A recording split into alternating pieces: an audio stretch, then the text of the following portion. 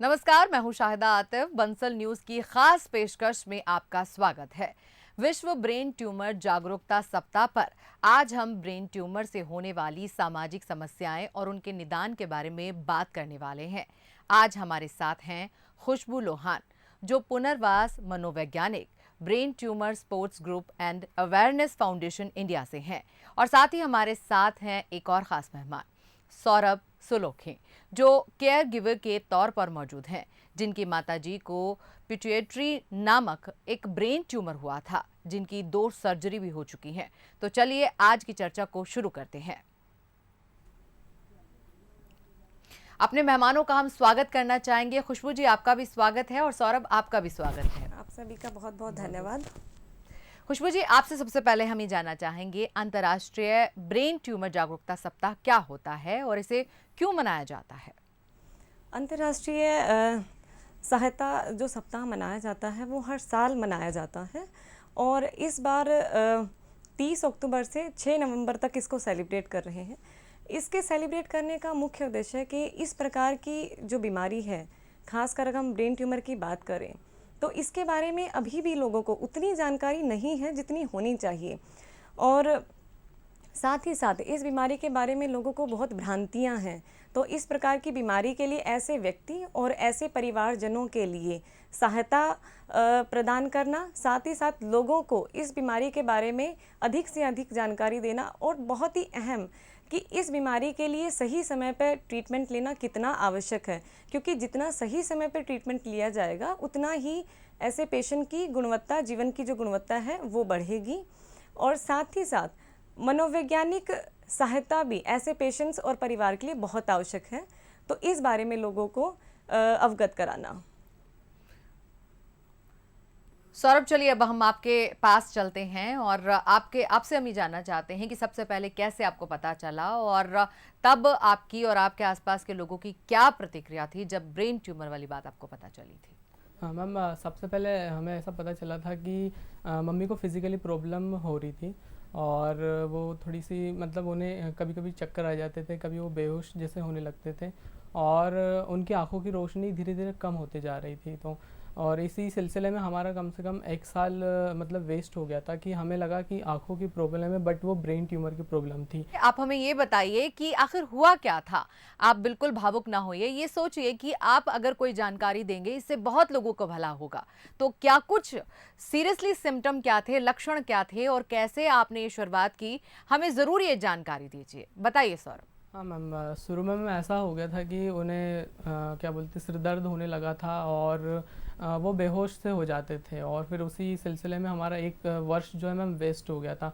हमें लगा कि उनकी आंखों में प्रॉब्लम है, इसी वजह से उनकी आंखों की रोशनी कमज़ोर हो रही है, बट ऐसा कुछ भी नहीं था मैम। धीरे धीरे हमने फिर डॉक्टर्स चेंज किए, बट फिर भी हमें कुछ भी असर नहीं दिख रहा था उनकी आँखों में। और फिर बाद में हमें डॉक्टर से संपर्क किया और फिर उन्होंने कहा कि इनका ना क्या बोलते हैं एमआरआई वगैरह करवानी पड़ेगी, और एमआरआई करवाएंगे तो उससे पता चलेगा कि आखिर क्या है। तो एमआरआई में मैम हमें पता चला कि इन्हें ब्रेन ट्यूमर है, और तभी पूरी फैमिली बिल्कुल शॉक हो गई थी कि ब्रेन ट्यूमर हैगा मैम उनको। जी जी जी, चलिए हम दोबारा आपसे बात करेंगे। सौरभ, आपके पास भी आएंगे, लेकिन खुशबू जी, सबसे बड़ी बात जो ये होती है जब किसी को भी ब्रेन ट्यूमर के बारे में पता चलता है, चाहे वो पेशेंट हो या परिवार वाले हों, तब वो किस प्रकार के मानसिक परेशानियों से गुजरते हैं। और ये सिर्फ मानसिक परेशानी ये इंसान खुद में नहीं लेता, आस पड़ोस के लोग भी, रिश्तेदार भी एक अजीब सा जो है रिएक्शन देते हैं, वो एक प्रेशर क्रिएट कर देते हैं दिमाग पर। आप क्या कहेंगे इस बारे में? बिल्कुल, जब ऐसे परिवार में पता चलता है कि उनके किसी व्यक्ति को ब्रेन ट्यूमर डायग्नोज हुआ है, सो उसी समय से उनके मन में बहुत ज़्यादा भय, चिंता, परेशानी, अवसाद और घबराहट, और धीरे धीरे जैसे जैसे इस बीमारी के लिए वो ट्रीटमेंट लेने के लिए शुरुआत करते हैं, वहीं से ही उनकी सारी समस्याएं शुरू हो जाती हैं। और जैसा कि आपने कहा, जब लोगों से डर कि उनका किस प्रकार से इस बीमारी को लेके प्रतिक्रिया होगी, तो वो एक जो डर है वो किसी के सामने अपनी बातों को शेयर नहीं करते हैं। तो ये जब शेयर चीज़ों को वो नहीं कर पाते हैं, तो ऐसी दिक्कतों में ट्रीटमेंट कई बार पेशेंट्स लेना कहीं ना कहीं शर्मिंदगी भी महसूस करते हैं। खुशबू जी, एक अहम सवाल यहाँ पर यह भी उठता है कि जैसे ही किसी को पता चलता है एक बड़ी बीमारी हो गई है, अमूमन क्या होता है कि बुखार होता है या फिर डेंगू किसी को हो जाता है या अभी कोरोना भी हुआ था, तो ये इस तरह की बीमारियां जो सबको हो रही थी, बावजूद इसके तब भी एक घबराहट का माहौल होता है। लेकिन ऐसे में पेशेंट को इन्फॉर्मेशन देना कि आपको ये हो गया है, आपको केयर टेक करना है अपना, तो ये कितना चैलेंजिंग हो जाता होगा। इसमें भी तो काफ़ी लोग मानसिक तौर पर बहुत दबाव महसूस करते होंगे। बिल्कुल, जब कोई भी बीमारी या तो वो नई हो या वो व्यक्ति बहुत लंबे समय से बीमारी के साथ लड़ रहा हो, तो उस समय पे बहुत सारी समस्याएं आती हैं और शंकाएं कि कहाँ से जानकारी ली जाए, कौन इस बीमारी के बारे में हमें समय सही बताएगा। तो ये सबसे बड़ी एक चैलेंज हो जाता है फैमिली के लिए और पेशेंट के लिए भी, चाहे वो हम कोरोना की बात करें या फिर ब्रेन ट्यूमर की बात करें। तो कोरोना भी बहुत नई थी और जब ब्रेन ट्यूमर की बीमारी होती है तो वो भी बहुत नई होती है, क्योंकि उसके बारे में भी परिवार या उस व्यक्ति को बिल्कुल भी जानकारी नहीं होती है। तो जानकारी ना होना ये एक सबसे बड़ी समस्या है उस परिवार के लिए, उस व्यक्ति के लिए। जी, सौरभ आपके पास आते हैं और आपसे अब हम ये जानना चाहेंगे कि जब हम पिक्चर्स देखते हैं, फिल्में देखते हैं, तो हम बड़ी बड़ी और अजीब अजीब बीमारियों का नाम उन पिक्चर्स में ही हम पता लगा लेते हैं कि हाँ भाई ये फला बीमारी, और अक्सर ब्रेन ट्यूमर का भी जो जिक्र हमने सुना वो पिक्चर्स में ही सुना। क्या आपने पहले कभी इस बीमारी के बारे में सुना था? जब आपके घर में ये बीमारी सामने उभर कर आई आपके माता जी को, इससे पहले कभी पता लगा था कि ब्रेन ट्यूमर क्या होता है? मैम एक्चुअली हमें पता तो था कि ब्रेन ट्यूमर क्या होता है, बट इस चीज़ के बारे में बिल्कुल भी नॉलेज नहीं था। और हमें कई कई भ्रांतियाँ भी होती मैम कि काफ़ी चीज़ें फैलाई गई होती है कि ब्रेन ट्यूमर से काफ़ी जान चली जाती है, कोई बच नहीं पाता है। तो इस तरीके की समस्याएं हमारे साथ हुई थी मैम, और हमारी पूरी फैमिली शॉक हो गई थी कि ऐसी भी चीज़ है मम्मी को। तो सौरभ, जब आप ट्यूमर से क्या समझते थे? जब हम ट्यूमर की बात करते हैं तो क्या आपको ये बीमारी पता लगने से पहले पता था कि ट्यूमर क्या होता है? मतलब ब्रेन में ट्यूमर का होना, क्योंकि ट्यूमर तो कहीं भी हो सकता है। जी तो ट्यूमर के बारे में पता था आपको ये क्या होता है? हाँ मैम, ट्यूमर के बारे में पता तो था कि ये तरीके से कैंसर होता है, बट मैम इसके बारे में ज़्यादा बिल्कुल भी नॉलेज नहीं था। और हमें पता चला कि मम्मी को ब्रेन ट्यूमर है, तभी हमने सब इसके बारे में रिसर्च करी और इसके बारे में सारी जानकारियाँ ली, और फिर हमने डॉक्टर से संपर्क करके सारी इस चीज़ के बारे में पूरी नॉलेज वगैरह ली, तब जाके हमने प्रोसेस। तो आपने गूगल भी किया होगा, गूगल से भी जानने की कोशिश की होगी, क्योंकि इंसान खुद से भी तो करता है ना पहले। बिल्कुल मैम बिल्कुल पूरी फैमिली लग गई थी इस चीज़ के बारे में जानने के लिए कि ये क्या चीज़ है और क्यों है, और सारी, क्योंकि सारे फैमिली वाले परेशान हो गए थे कि एकदम से क्या हो गया। पूरी फैमिली में कभी किसी को ये चीज़ नहीं हुई थी मैम इस चक्कर। जी। खुशबू जी, एक बात ये भी बहुत ज़रूरी हो जाती है कि जब इंसान परेशान होता है, चलिए बीमार तो होता ही है, लेकिन जो उसके तीमारदार होते हैं, जो उसके आसपास लोग होते हैं, उनके ऊपर जो एक मानसिक प्रेशर होता है, एक दबाव होता है, इससे उभरने के लिए एक मनोवैज्ञानिक की सलाह क्या भूमिका अदा करती है? आप क्या बताएंगे इस बारे में? बिल्कुल, जब जैसा हमने अभी तक जिक्र किया है कि इस बीमारी को लेके व्यक्ति में जो इस बीमारी से ग्रसित है और साथ ही साथ जो उसके परिवारजन हैं, वो एक बहुत बड़ी शंका में होते हैं। और बहुत बार ऐसा होता है कि वो किसी मेडिकल डॉक्टर के पास, न्यूरोसर्जन के पास जाते हैं, वहाँ पे कई बार कुछ ऐसे होते हैं जो बहुत खुल के बात करते हैं पेशेंट्स, बट बहुत बार ऐसा भी होता है वो खुल के बात नहीं कर पाते हैं।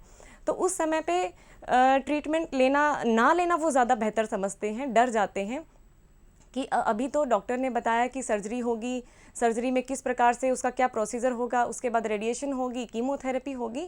तो यहाँ से जो उनका डर शुरू होता है, अगर उस समय पे वो एक मनोवैज्ञानिक से यदि वहाँ पे उपलब्ध है, अगर उनसे मिलते हैं तो अपनी इन सभी शंकाओं से वो डील कर सकते हैं, जो अपने भय है, जो चिंता है, और इस बीमारी के लिए पहले से प्रिपेयर हो सकते हैं। क्योंकि आज के समय में अगर हम बात करें, वैसे ही व्यक्ति बहुत चिंताओं से लड़ रहा होता है, और जब एक ही नई बीमारी आती है तो बहुत मुश्किल है परिवार के लिए। और ऐसे समय में मनोवैज्ञानिक काउंसलर या कहीं कोई मेडिकल सोशल वर्कर भी उस टाइम पे मिल पाए तो बहुत हेल्पफुल हो जाता है। एक गाइड की तरह जो है वो आ जाता है मार्गदर्शन करने के लिए, गाइड की तरह रहता है। चलिए सौरभ, एक चीज और हम आपसे जानना चाहते हैं कि इस दौरान आपके सामने सबसे बड़ा चैलेंज क्या था? अगर इससे उभरने के लिए फिर आपने जरूर प्लानिंग तो कुछ की होगी, लोगों से सलाह मशवरा भी किया होगा, फिर कुछ प्लान्स बनाए होंगे, चलिए यहाँ से शुरुआत करते हैं, वहां जाना है, फला राज्य के अंदर सही बेहतर है, फला शहर के अंदर अच्छा इलाज मिलेगा। क्या कुछ रणनीतियां आपने बनाई थी और क्या चैलेंजेस सबसे ज्यादा आपने फेस किए?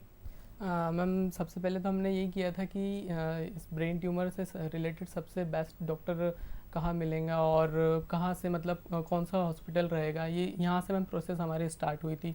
और फिर हम काफ़ी डॉक्टर से हमने सलाह करी थी, फिर हमें बंसल से फिर हमने ऑपरेशन करवाया था मम्मी का। और काफ़ी चैलेंजेस रहे थे मैम, जो कि एक पेशेंट और एक फैमिली के बीच में काफ़ी समस्याएं रहती है, तो मैम काफ़ी चैलेंजेस थे मैम। अच्छा सौरभ, एक चीज़ हम आपसे ये भी जानना चाहते हैं, चैलेंज की आप बार बार बात कर रहे हैं, तो जब आपको आपकी मम्मा को जब ये बात बतानी थी कि मम्मा आपका क्या आपने बताया अपनी माता जी को कि माँ आपको ब्रेन ट्यूमर हो गया है या आपको कोई बड़ी बीमारी हुई है, ये बताया किसने, उनको पता कैसे चला था? मैम एक्चुअली जब फर्स्ट ऑपरेशन हुआ था तब उनको बिल्कुल भी हमने नहीं बताया था कि उन्हें ब्रेन ट्यूमर है, क्योंकि वो काफ़ी डर जाती, इस चक्कर में हमने नहीं बताया था। बट फिर धीरे धीरे उनको बताना पड़ा था, क्योंकि वो प्रॉब्लम काफ़ी बढ़ गई थी सेकेंड ऑपरेशन तक, तो मैम इसलिए हमें बताना ज़रूरी था उसमें। बिल्कुल सही कह रहे हैं, बताना तो मैम। खैर ज़रूरी था, क्योंकि खुद की विल पावर भी बिल्कुल इंसान मैम। को रोगों से लड़ने के लिए ताकत देती है, बीमारी से बिल्कुल। लड़ने के लिए ताकत देती है। बिल्कुल। खुशबू जी, आपके पास आते हैं। सहायता समूह की अगर बात करें, जो सपोर्ट करते हैं, ग्रुप होते हैं, इनका मुख्य मकसद क्या होता है कि किस उद्देश्य के तहत ये काम करते हैं और इसे संगठित कैसे कर सकते हैं? सहायता समूह में पेशेंट और परिवारजनों की काउंसलिंग का काम होता है, कौन लोग करते हैं और कौन लोग कर सकते हैं? जी, सहायता समूह की अगर बात करें, सहायता समूह में वही व्यक्ति होते हैं जो इस बीमारी से गुजर रहे होते हैं, उनके परिवारजन होते हैं, तो वहाँ पे वो बहुत सिक्योर फील कर सकते हैं। और ऐसे ही जब लोगों से वो बात करते हैं जो इस बीमारी से निकल चुके हैं या अभी रिसेंटली वो ट्रीटमेंट ले रहे हैं, तो उनके अंदर एक हम की भावना महसूस होती है। और इस प्रकार के जो सहायता समूह हैं, वहाँ पे समय समय पे बहुत सारी एक्टिविटीज़ भी की जाती हैं, जिसके माध्यम से उन्हें अपनी बीमारी के बारे में काफ़ी हद तक अवेयरनेस भी हो सकती है। और जहाँ तक काउंसलिंग की बात करें, तो सहायता समूह में मनोवैज्ञानिक होते हैं, मेडिकल सोशल वर्कर हो सकते हैं, और साथ ही साथ जैसा हमने डिस्कस किया कि वही परिवारजन होते हैं, तो कई बार वो एक दूसरे की भी काउंसलिंग कर देते हैं। तो ये एक बहुत अच्छा और डील करने का एक नया तरीका उन व्यक्तियों के लिए, परिवार के लिए हो सकता है। सौरभ, जैसे पेशेंट जो ये सपोर्ट ग्रुप है, इससे आपने सहायता ली होगी, तो किस प्रकार ये आपके लिए हेल्पफुल रही, फ्रूटफुल रही, और आगे आप इसमें क्या भूमिका निभा सकते हैं अगर आप जाने खुदा न खास्ता कि कभी आपके किसी और फ्रेंड सर्कल में या कहीं और आपको सुनने में मिलता है कि फला कोई ब्रेन ट्यूमर हो गया है, क्योंकि अब आप तो बिल्कुल इससे पूरी तरह से वाकिफ़ हो चुके हैं, तो फिर आप क्या निभाएंगे भूमिका? मैम सबसे पहले तो मैं ब्रेन ट्यूमर सपोर्ट ग्रुप को बिल्कुल थैंक यू कहना चाहूँगा मैम, क्योंकि ऑपरेशन के दौरान क्योंकि इस सपोर्ट ग्रुप ने मेरी इतनी हेल्प करी है मैम, मेरी पूरी फैमिली की इतनी हेल्प करी है, क्योंकि काफ़ी डिप्रेशन सा वक्त होता है मैम ऑपरेशन थिएटर, मतलब आप पूरा फेस करते हो और सारी कुछ चीज़ें देखते हो और काफ़ी चैलेंजेस फेस करने पड़ते हैं, और इसी बीच में सपोर्ट ग्रुप आपकी बिल्कुल मेंटली फिजिकली तरीके से बिल्कुल आपकी हेल्प करता है और आपको डिप्रेशन से मतलब बहुत दूर रखने की कोशिश करता है मैम, सीधे सीधे कहा जाए तो, और बहुत ही हेल्पफुल रहता है मैम, आपकी समस्याओं को समझने की कोशिश करता है। और मैं बस ये चाहूँगा कि मैं इस ग्रुप से जुड़ के वॉलंटियर का काम करना चाहूँगा, इससे ग्रुप से जुड़ना चाहता हूँ मैं। और तो सौरभ, क्या कहेंगे आप अगर आपके पास कोई आता है, अगर आपको जी। अपना दर्द बताए कि फला को हो गया है या मुझे खुद हो गया है, अगर कोई बताए तो आप क्या कहेंगे? आपका पहला सेंटेंस क्या होगा? हम यही जानना चाहते हैं कि क्या भूमिका आप अदा कर सकते हैं। मैम मैं सबसे पहले तो उनको मैम यही गाइड करूँगा कि सबसे पहले तो आप अपने डॉक्टर से संपर्क करें और बिल्कुल बेझिझक बिना डरे आप अपने डॉक्टर से कंसल्ट करें कि आपको क्या प्रॉब्लम है, क्या प्रॉब्लम नहीं है, या किस तरीके की आपको डिसीज़ है, उस चीज़ के बारे में आप जाने समझे और उसी के बाद आप जैसा डॉक्टर आप कंसल्ट करें उस हिसाब से आप चलें तो ठीक है। खुशबू जी, एक चीज़ और आपसे जानना चाहते हैं कि जो ये पेशेंट होते हैं या इनके परिवार वाले होते हैं, फिर बाद में इनकी जीवन शैली की अगर बात करें तो सब नॉर्मल रखने के लिए क्या हो सकता है? वो कैसे अपनी इस जीवन शैली का ध्यान रख सकते हैं? आप क्या कहेंगे इस बारे में? बिल्कुल, जब कोई भी व्यक्ति एक बहुत क्रॉनिक इलनेस से निकलता है तो उसके लिए कुछ नए तरीके अपनाने की आवश्यकता होती है, और इस प्रकार के जो पेशेंट हैं उनके लिए भी एक नया दौर होता है और परिवारजन के लिए भी। यदि अगर हम 5 एस्पेक्ट्स पे स्तर पे काम करें तो काफ़ी हद तक इनके लिए बेहतर हो सकता है। साइकोलॉजिकल पहले बात करेंगे, यानी कि वो अपने आप को भी मोटिवेट रखने की कोशिश करें और ऐसे लोगों के बीच में रहें जिनसे उन्हें मोटिवेशन मिले। साथ ही साथ अपनी रिस्पॉन्सिबिलिटी को अपने परिवारजन में शेयर करें। दूसरा हम कहेंगे बायोलॉजिकल यानी कि अपनी नींद का ध्यान रखें और अपने खाने पीने का ध्यान रखें। फिजिकल यानी कि हर रोज़ 10 से 15 मिनट के लिए एक्सरसाइज करें, जैसा कि उनका ट्रीटिंग डॉक्टर उन्हें एडवाइस करता है। सोशल समाज से कनेक्ट रहें, आसपास के लोग जो मोटिवेट करते हैं उनसे संपर्क में बने रहें। और अगर हम एनवायरमेंटल की बात करें तो यदि ऐसे परिवारजन या ऐसे व्यक्ति को नेचर से कनेक्ट रहने में अच्छा लगता है तो वो नेचर के कनेक्ट रहें, गार्डनिंग करें और अपने आप को अकेला महसूस ना करें। यदि वो किसी भी ऐसे सहायता समूह के बारे में जानकारी रखते हैं तो उनसे जुड़ें और ऐसे लोगों से अपनी बातों को शेयर करें। तो सौरभ, आपसे अब हम ये जानना चाहेंगे कि जो परिवार वाले होते हैं या बीमारियों का वो कैसे सामना कर सकते हैं। दूसरे पेशेंट अगर आपकी हम सलाह लेना चाहें, क्योंकि जिस पर बीतती है उसको ज़्यादा इस चीज़ का एक्सपीरियंस होता है और आपके यहाँ बीती है तो आपको ज़्यादा इसका अनुभव है, तो आपकी क्या सलाह है ऐसे लोगों के लिए? मैम, मैं सबसे पहले यही कहना चाहूँगा कि बिल्कुल अपने डॉक्टर से नियमित रूप से मिलते रहें और सबसे पहले तो बिल्कुल आप अपने डॉक्टर से संपर्क करें कि आपको डिजीज़ क्या है। और क्योंकि बीमारी छोटी हो या बड़ी हो, बीमारी होती, तो उसके लिए आपको बिल्कुल डॉक्टर से संपर्क करना चाहिए और जितनी भी प्रॉब्लम्स है आप डॉक्टर से मिलके सॉल्व कर सकते हो। खुशबू जी, बस आपसे भी हम यही जानना चाहते हैं कि आपकी भी क्या कुछ सलाह है ऐसे लोगों के लिए जो कि एकदम से ऐसी बड़ी बीमारियों को फेस करते हैं? बिल्कुल, इस प्रकार की बीमारी से बाहर निकलने का सबसे उत्तम जो रास्ता है वो है सहायता समूह। ऐसे लोगों से मिलना जहाँ पे इस प्रकार की सुविधाएं मिलती हों। और ख़ासकर जब अगर हम ब्रेन ट्यूमर के बारे में बात करें तो भारत में brain tumour support group awareness foundation, जो कि पहला इनिशिएटिव है ऐसे पेशेंट्स के लिए, ऐसे परिवार के लिए, तो वो ऐसे समूह से जुड़े, डॉक्टर की सलाह माने। यदि वो रेडिएशन के लिए बोलते हैं, सर्जरी के लिए बोलते हैं, उनके लिए उनकी सलाह माने। साथ ही साथ और ऐसे सपोर्ट ग्रुप में अगर हम बात करें जो कि अभी हमने डिस्कस किया है, उनमें जो भी सुविधाएं प्राप्त हैं उनका लाभ उठाएं। जैसे हमने BTSG की बात की है तो उसमें मनोवैज्ञानिक सहायता प्रदान की जाती है जो कि फर्स्ट अपॉइंटमेंट से शुरू हो जाती है। साथ ही साथ होम विजिट्स की सुविधा है, मंथली मीटिंग्स होती हैं जिसमें एक विषय को लेके हर महीने चर्चा होती है और ऐसे पेशेंट्स अपनी भावनाओं को एक दूसरे के साथ शेयर कर सकते हैं।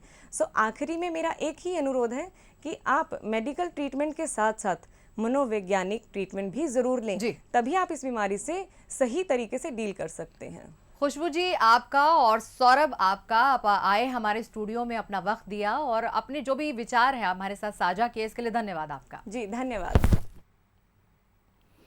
तो दोस्तों, आपसे भी हम यही कहना चाहते हैं कि अगर कभी इस तरह का मुश्किल वक्त पड़े, जब कोई ऐसी बड़ी बीमारी आन पड़े आप पर, आपके रिश्तेदारों पर या मित्रों में, तो घबराने की जरूरत नहीं है, सही काउंसलिंग की जरूरत है, क्योंकि आपकी विल पावर ही हर चीज, हर बुरे वक्त, हर बुरी बीमारी से लड़ने में सहयोग करती है।